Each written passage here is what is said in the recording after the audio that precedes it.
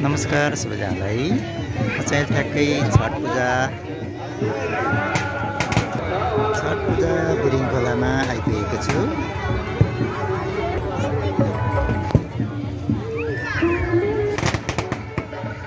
यसरी अर्को दिन तयारी अवस्थामा रहनु भएको छ भक्तजनहरू।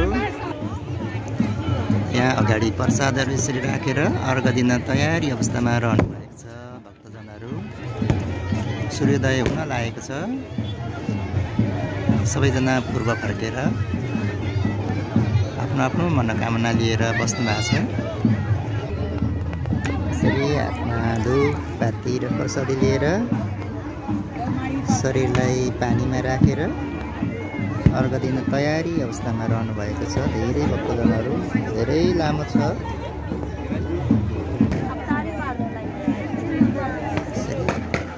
शरीरलाई पानीमा राखेर यसरी अर्को दिन तयारी अवस्थामा रहनु भएको छ। धेरै प्रसादीहरू राख्नु पर्ने हुन्छ। आजको उदाउँदो सूर्यलाई अर्को दिन लाग्नु भएको अवस्थामा रहनु भएको छ।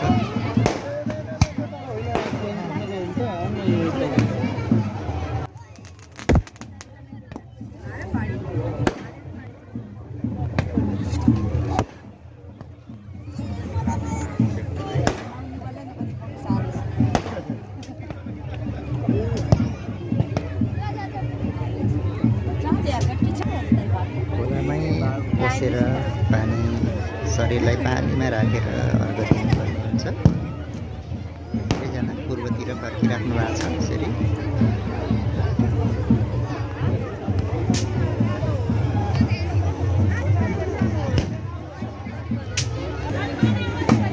यसरी बसिराख्नु भएको छ भक्तजनहरू।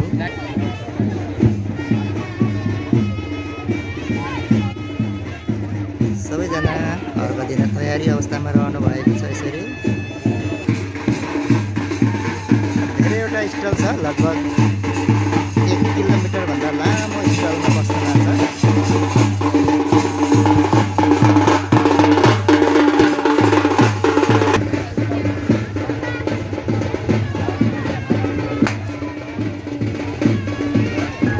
व्रत चाहिँ विशेष गरी सन्तान र सन्तानको सुखको लागि गरिन्छ र यसरी सानो बाबुहरूलाई ल्याउनु भएको छ।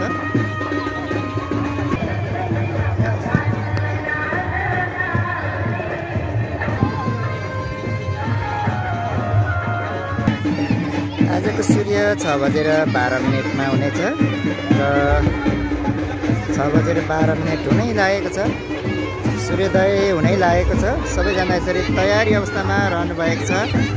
यसरी प्रसादीहरू राखेर अब चाँडै नै अर्घ दिनु हुनेछ र अर्घ दिए पश्चात व्रत समाप्त हुनेछ। छठी मैयाले सबैको रक्षा गरून्, सबैको मनोकामना पुरा होस्।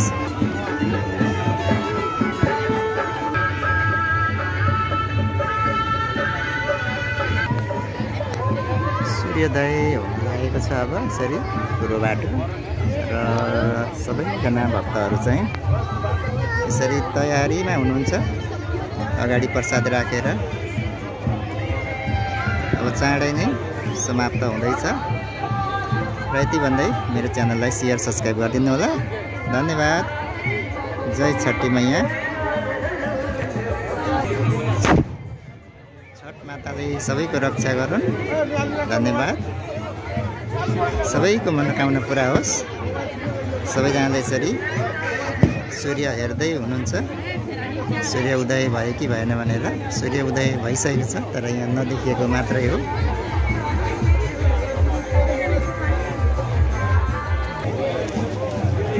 अब सूर्योदय भएको छ।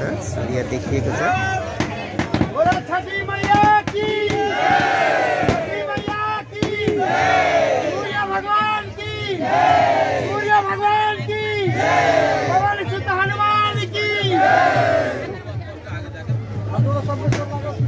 सूर्यलाई देखि पछाडि यसरी सबैजना अर्घ दिइराख्नु भएको छ।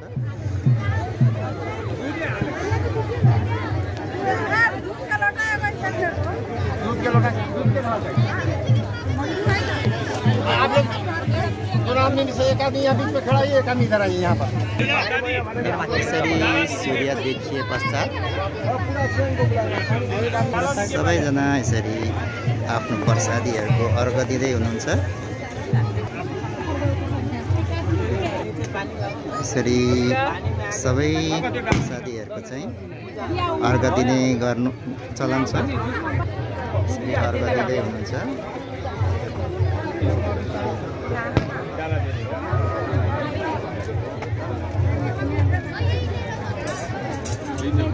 यसरी अर्घ दिने चलन छ।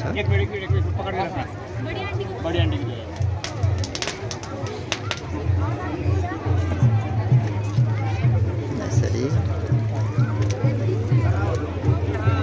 यो चाहिँ पछाडि गएर यही चाहिँ प्रसाद हुनेछ। यसरी दिँदै हुनुहुन्छ अर्घ।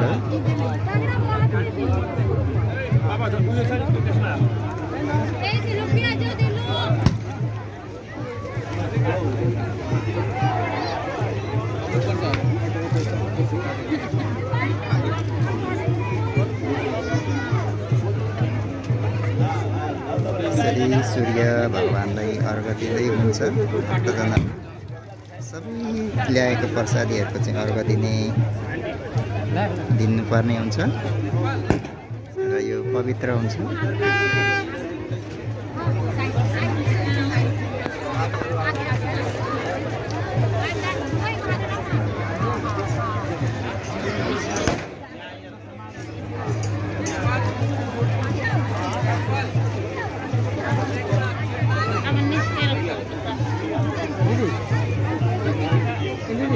घाँटीमा राख्दा हुन्छ होला होइन?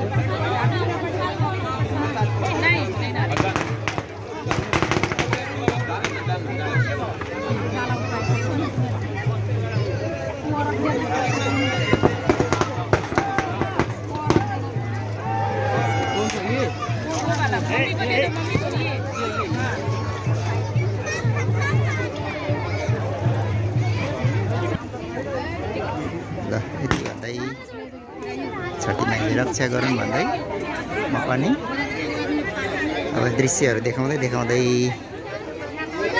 घरतिर लाग्नेछु।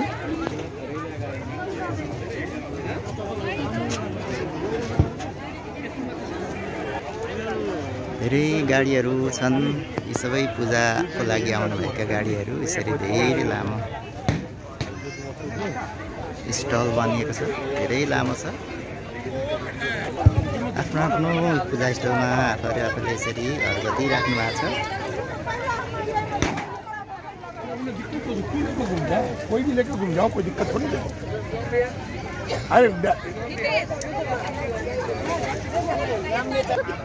अब यो प्रसादी तयार हुँदैछ। यसरी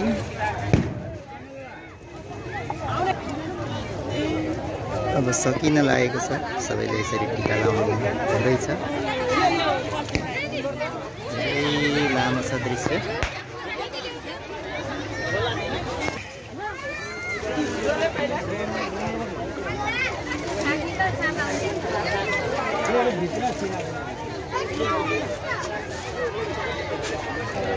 यसरी सजाइएको छ पूजा स्थललाई।